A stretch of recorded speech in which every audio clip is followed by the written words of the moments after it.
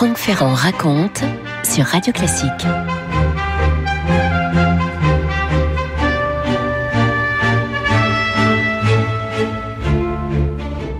Nous sommes aux Tuileries et c'est le 5 mars 1815. Il est 2h de l'après-midi quand le baron de Vitrolles entre dans le bureau du roi Louis XVIII. Dans son cabinet, comme on disait à l'époque, il tient une dépêche que le directeur du tout nouveau télégraphe est venu lui porter en main propre. Le baron de Vitrolles tend la dépêche au roi. Louis XVIII l'ouvre, la repose calmement sur son bureau. « Savez-vous ce qu'annonce cette dépêche ?» demande le roi. « Non, sire, je l'ignore. » Eh bien, Bonaparte vient de débarquer sur les côtes de Provence. Il faut porter cette dépêche au ministre de la Guerre. Il verra ce qu'il aura à faire. Extraordinaire, le sang-froid dont fait preuve le roi Louis XVIII. Là, il y a deux possibilités. Ou il n'a pas pris la mesure de ce qui est en train de se passer, ou bien, tout simplement, son air de majesté royale a été plus fort que la surprise qu'il a pu éprouver. Bref, le ministre de la Guerre, le maréchal Soult, n'a pas l'air, lui non plus, de prendre vraiment la mesure des choses. On envoie simplement un régiment pour arrêter Napoléon et les 600 hommes qui sont censés l'accompagner.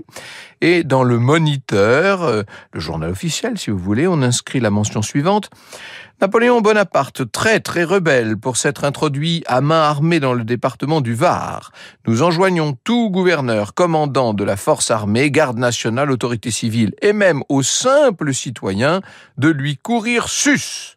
Bon, les jours passent, quand même l'inquiétude vient à gagner la capitale. L'ensemble des troupes envoyées vers Napoléon pour l'arrêter vont finalement, vous savez, fraterniser, vont se retourner, se ranger derrière lui. Une affiche, un placard, comme on disait à l'époque, est affiché sur les grilles de la colonne Vendôme, sur lequel on peut lire « Napoléon à Louis XVIII, mon bon frère, il est inutile de m'envoyer encore des soldats, j'en ai assez ».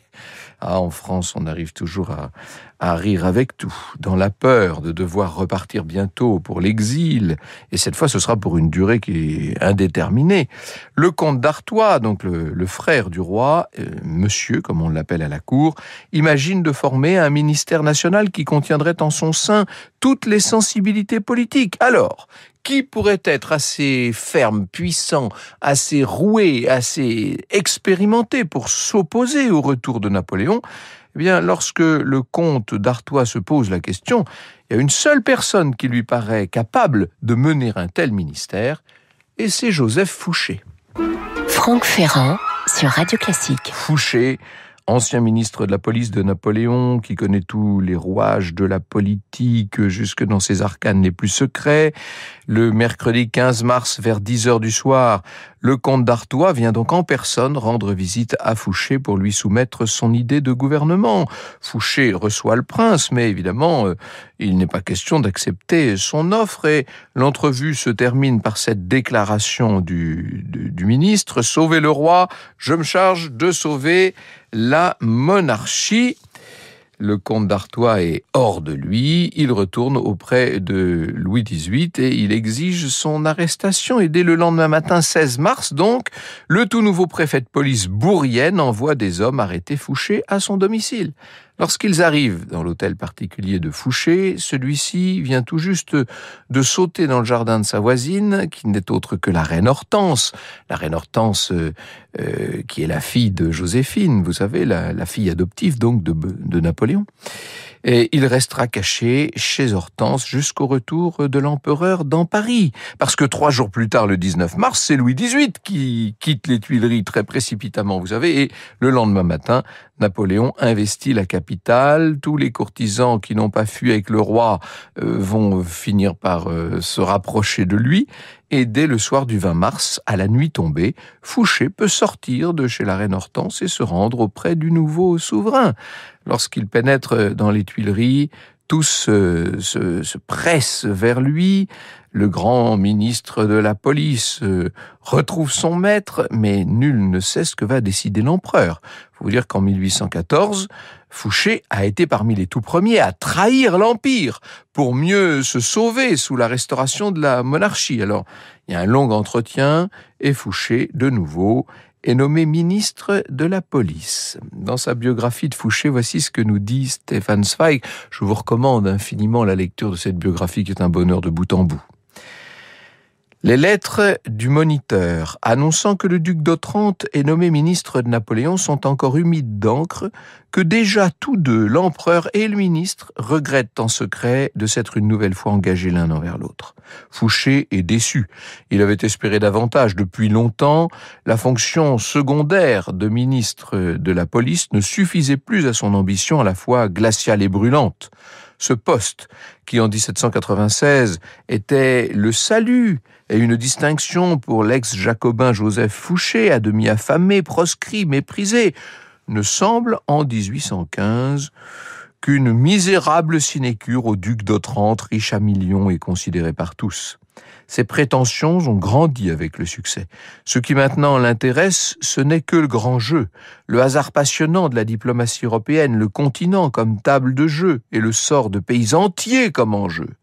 Pendant 10 ans, Talleyrand, le seul qui ait sa valeur, lui a barré le chemin. Maintenant que ce concurrent le plus dangereux de tous défie Napoléon et à Vienne coalise les baïonnettes de toute l'Europe contre l'empereur, Fouché croit pouvoir prétendre, comme étant le seul capable de l'occuper, au ministère des Affaires étrangères. Mais Napoléon, méfiant et à bon droit, refuse le plus important des portefeuilles à cette main habile, parce que justement, elle est trop habile et trop peu sûre. Oui, Napoléon se méfie, et pour tout vous dire, Fouché va lui donner amplement raison. Vous écoutez Radio Classique. Oui, ce portefeuille-là est trop petit pour Fouché. Dans ses nouvelles fonctions de ministre de la police, lui se sent à l'étroit, et d'autant plus que Napoléon, qui se méfie de lui, je vous l'ai dit, a placé dans son entourage 2 de ses proches qui sont chargés littéralement de l'espionner. Réal, le nouveau préfet de police de Paris, et Savary, à la tête de la gendarmerie, sont là pour renseigner Napoléon au jour le jour sur les agissements de son ministre pas très sûr. Fouché sait très bien tout ça, il n'est pas dupe, il est de la même école. Lui, en retour, il fait espionner les 2 hommes. Imaginez la cascade et l'enchevêtrement des espions. Le ministre de la police ne croit pas un seul instant à la durée de ce retour de Napoléon. Et d'ailleurs, il dit à Pasquier, « Cet homme n'est corrigé de rien et revient aussi despote, aussi désireux de conquête, aussi fou enfin que jamais. Je vous déclare que malgré l'assurance qu'il en a donnée, toute l'Europe va lui tomber sur le corps, qu'il est impossible qu'il résiste et que son affaire sera faite avant 4 mois. » Je suis toujours assez impressionné par ces grands politiques qui ont une vision et qui sont capables, dans l'écheveau complexe d'une situation constamment fuyante, de discerner le vrai du faux et ce qui va advenir. À partir de ce moment-là, Fouché ne va avoir aucun scrupule et sans cesse, il va tenter de dialoguer avec les ennemis que Napoléon conserve hors de France. Dans un article qui s'intitule « La dernière pirouette manquée du régicide », Benoît Yver, que j'ai plaisir à citer, écrit « Afin de ne pas insulter l'avenir, Fouché entre en contact par le biais d'intermédiaires de nature diverses, aussi bien avec Metternich à Vienne qu'avec le duc d'Orléans à Londres et Louis XVIII à Gand. À la fin du mois d'avril, Réal, le préfet de police, intercepte un de ses sbires, premier commis d'une grande banque, chargé d'une mission secrète de Fouché, à savoir organiser à Bâle une rencontre entre un de ses agents et un secrétaire de Metternich. Réal en informe aussitôt Napoléon, qui convoque son ministre et lui hurle au visage « Vous êtes un traître, Fouché, je devrais vous faire pendre !» Et Fouché lui répond « Sire, je ne suis pas de l'avis de votre majesté. » Il en faudrait davantage pour déstabiliser pareille créature, nous dit Benoît Yver, créature qui ne cesse pas pour autant de correspondre avec les ennemis de l'empereur. Et Napoléon n'en peut plus, il est exaspéré par les manœuvres de Fouché, il s'emporte en conseil des ministres, il attrape un couteau, enfin c'est un coupe-papier en ivoire, et il le dirige vers Fouché. « Vous me trahissez, monsieur le duc d'Otrante, et j'en ai les preuves. Prenez plutôt ce couteau et enfoncez-le-moi dans la poitrine, ce sera plus loyal que de faire ce que vous faites. Il ne tiendrait qu'à moi de vous faire fusiller et tout le monde applaudirait à un tel acte de justice. Vous me demanderez peut-être pourquoi je ne le fais pas. C'est que je vous méprise. C'est que vous ne pesez pas une once dans mes balances. » Ah oui, ça c'était les colères de l'empereur, du fauve blessé, me direz-vous. Fouché, face à cela, reste parfaitement silencieux. Il n'attend désormais plus qu'une seule chose, que Napoléon parte en campagne et que Paris en soit débarrassé. Allez, qu'il aille faire la guerre ailleurs, d'une certaine façon. Il va d'ailleurs dire à Pasquier, on est là le 3 mai, il sera obligé de partir pour l'armée avant la fin du mois. Une fois parti, nous resterons maîtres du terrain. Je veux qu'il gagne 1 ou 2 batailles, il perdra la 3e et alors notre rôle à nous commencera. Croyez-moi, nous amènerons un bon dénouement. Alors qu'on fait remarquer à Napoléon que Louis XVIII n'a pas de ministre de la police dans son ministère, qui l'accompagne en exil, l'empereur dit « parbleu, c'est Fouché !» Ce qui manque pas d'humour. Lorsque se soulève de nouveau la Vendée pour réclamer le retour des Bourbons, Fouché envoie des émissaires afin de négocier la paix, tout en précisant bien aux Vendéens que dans tous les cas, bientôt, Napoléon sera défait et abdiquera de nouveau. Fouché, à tout prix, veut que le sang coule le moins possible en Vendée. Oh, c'est pas par humanisme qu'il fait ça, ce ne sont pas le genre de sentiments qui l'anime, seulement il ne souhaite pas que ces combats deviennent une tâche pour cette future place qu'il espère dans la monarchie restaurée. Si de nouveau il est obligé de se battre contre les Vendéens royalistes, le roi Louis XVIII ne pourra pas lui assurer la place à laquelle il aspire durablement. C'est Emmanuel de Varesquiel, dans son bel ouvrage « Fouché, les silences de la pieuvre » qui écrit, je cite Emmanuel, « Toute cette rhétorique apaisante déplaît profondément à Napoléon. Mécontent, le maître exige de son ministre des mesures radicales, l'instauration d'une commission militaire destinée à juger tous les insurgés pris les armes à la main, la déportation ou la mise sous surveillance des personnes suspectes. Mais on négociera. Le 23 mai, Fouché envoie à Angers des émissaires à sa main chargés d'obtenir des chefs vendéens, angevins et bretons les termes très modérés d'une pacification générale. Il ne veut plus jamais qu'on se souvienne encore du terroriste qu'il a été sous la Révolution. La guerre civile le gêne et lui nuirait. Eh oui, il a déjà suffisamment fait dans le passé contre la monarchie pour avoir à assumer de nouvelles tâches, ce Fouché. À son plus grand bonheur, Napoléon va donc être défait à Waterloo le 18 juin 1815, bien sûr. Évidemment qu'il fait mine d'être atterré, mais tout dans ses actes, tout a préparé la seconde chute de l'Aigle. Le duc d'Otrante soude les députés contre l'empereur et lorsque celui-ci rentre dans sa capitale, Fouché lui dit clairement qu'il doit s'appuyer sur ces mêmes députés libéraux. Et évidemment, que voulez-vous faire ? Face à l'hostilité des chambres, eh bien, Napoléon abdique. C'est la seconde fois. Nous sommes là le 22 juin 1815. Fouché va prendre la tête d'une commission de gouvernement. Il devient le premier personnage de l'État. On est dans la conformation d'un gouvernement provisoire. C'est lui qui va parlementer avec Louis XVIII afin de restaurer le pouvoir monarchique qui s'était de nouveau exilé. Louis XVIII était à Gand là depuis 100 jours. Fouché libère les royalistes qui se trouvaient dans les différentes prisons afin de les avoir en bonne grâce. Toutes ces décisions ont pour but d'être bien vues par la monarchie qui revient en France et le soir du 5 juillet, il va rencontrer Talleyrand pour évoquer les conditions du retour à la monarchie. Jean-Claude Briseville en fera sa fameuse pièce « Le souper ». Franck Ferrand sur Radio Classique. Alors après Waterloo, après cette défaite de Napoléon, on peut dire de Fouché qu'il est la pièce maîtresse dans le jeu politique à Paris. Je cite de nouveau Emmanuel de Varesquiel.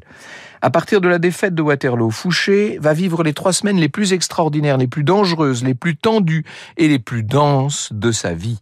Il lui faut, pour rester indispensable, inventer des obstacles, des difficultés réelles ou imaginaires pour se faire entendre et s'imposer avec ses exigences. La première d'entre elles, c'est la nation même, sa force, son indépendance tout entière incarnée dans les chambres, beaucoup plus que dans l'armée qui, une fois défaite, comptera moins. Voilà les termes de l'équation que celui qui est encore le ministre de la police de Napoléon s'apprête à résoudre. Elle est complexe, extrêmement difficile et dangereuse. Il va s'y atteler en grand maître des cartes, des miroirs et des illusions, dans les corridors d'un pouvoir si fragile qu'il ne tient qu'à un fil.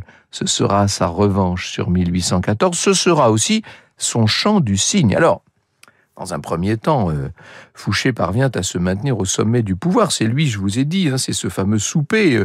Il négocie avec Talleyrand les conditions du retour du roi. Et à la fin de ce souper, Fouché et Talleyrand vont se rendre tous les deux à Saint-Denis, où se trouve Louis XVIII. Vous me voyez venir, vous savez qui je vais citer à ce moment-là, bien sûr. L'entrée de Fouché et de Talleyrand a été immortalisée par Chateaubriand, qui se trouve là, justement, et qui va relater la chose dans ses mémoires d'outre-tombe. Je cite Monsieur de Chateaubriand. « Le soir, vers les 9 heures, j'allais faire ma cour au roi. Sa Majesté était logée dans les bâtiments de l'abbaye. On avait toutes les peines du monde à empêcher les petites filles de la Légion d'honneur de crier « Vive Napoléon !» J'entrai d'abord dans l'église, un pan de mur attenant au cloître était tombé, l'antique abbatiale n'était éclairé que d'une lampe. Je fis ma prière à l'entrée du caveau où j'avais vu descendre Louis XVI, plein de crainte sur l'avenir. Je ne sais si j'ai jamais eu le cœur noyé d'une tristesse plus profonde et plus religieuse. Ensuite, je me rendis chez Sa Majesté. Introduit dans une des chambres qui précédait celle du roi, je ne trouvais personne, je m'assis dans un coin et j'attendis. Tout à coup, une porte s'ouvre. Entre silencieusement le vice, appuyé sur le bras du crime. Monsieur de Talleyrand, marchant, soutenu par monsieur Fouché. La vision infernale passe lentement devant moi, pénètre dans le cabinet du roi et disparaît. Fouché venait de jurer foi et hommage à son seigneur. Le féal régicide à genoux mit les mains qui firent tomber la tête de Louis XVI entre les mains du frère du roi martyr. L'évêque apostat fut caution du serment. Franck Ferrand sur Radio Classique. Et voilà donc Fouché, de nouveau ministre de la police, nous dit Jean-Baptiste Galen qui a préparé toute cette émission. À partir de là, les difficultés vont s'accumuler puisque le jeu d'équilibriste de Fouché est mis à mal parce que lui demande le nouveau régime. Il va falloir mettre en place une politique qui plaise aux royalistes, qui déplaise aux républicains et aux bonapartistes. Et évidemment, Fouché perd dans cette affaire tous les alliés qu'il avait pu se constituer. Ce qui ne veut pas dire pour autant qu'il engrange de nouveaux soutiens. Il a ce passé de régicide, il est le mitrailleur de Lyon pour les gens fidèles à la monarchie, et tout ça le dessert bien sûr au sein d'un ministère royaliste où on se demande vraiment quelle est sa raison d'être. Il est d'autant plus mal que la terreur blanche sévit dans le Midi, qu'il ne peut pas soutenir ouvertement les bonapartistes qui sont tués dans l'impunité la plus complète. Carnot, un de ses amis qui se trouve sur la liste, lui demande « Où veux-tu que j'aille, traître ?» Et Fouché lui répond « Où tu voudras, imbécile !» Si la mesure a pour objectif de canaliser la contre-révolution, elle n'en demeure pas moins inexcusable aux yeux des contemporains, écrit Benoît Hiver. Elle achève en tout cas de monétiser Fouché qui est devenu instrument de la dynastie. En proscrivant ses amis, il a signé sa perte. Autre mauvaise nouvelle, les élections législatives d'août 1815, en dépit des intrigues, envoient à la Chambre une forte majorité ultra-royaliste. La France des notables, toujours réactionnaire dans la défaite, signifie ainsi sa condamnation sans équivoque des 100 jours. Cela fragilise encore un peu plus le duc d'Otrante et les ultras exigent à présent son renvoi, certains rêvant même de son arrestation. Et pour montrer sa bonne foi, Fouché continue à établir des listes de bannis, mais disons les choses, il ne contrôle plus la situation. Comment voulez-vous que je fasse, dit-il, on veut des noms. Il pleuve des gouttières des Tuileries, monsieur de Vitrolles est là, qui les ramasse à plusieurs corbeilles, il me les apporte, il faut bien que j'en donne. Mais une dernière manœuvre va hâter la disgrâce de Fouché. Nous sommes le 12 août, il rend un rapport au roi sur l'état du pays, rapport naturellement très alarmiste. Fouché se dit que la seule façon qu'il a de rester aux affaires, c'est de décrire la situation plus dure encore qu'elle n'est en réalité. Et le roi demande en retour à son ministre de ne communiquer à personne ce document, sauf que Fouché va en vérité le distribuer. Il le fait même imprimer à des milliers d'exemplaires. Talleyrand, qui lui-même est en difficulté face à cette chambre ultra, va limoger Fouché avec le soutien du roi. Il en est définitivement fini de la carrière absolument extraordinaire de cet homme, de ce Joseph Fouché, qui est envoyé à Dresde, qui ne reverra jamais la France puisqu'il mourra le 26 décembre 1820 à Trieste, en Italie. 1820 décembre, autant dire quelques mois seulement avant ce Napoléon qu'il avait beaucoup contribué à faire tomber. Vous écoutez Radio Classique.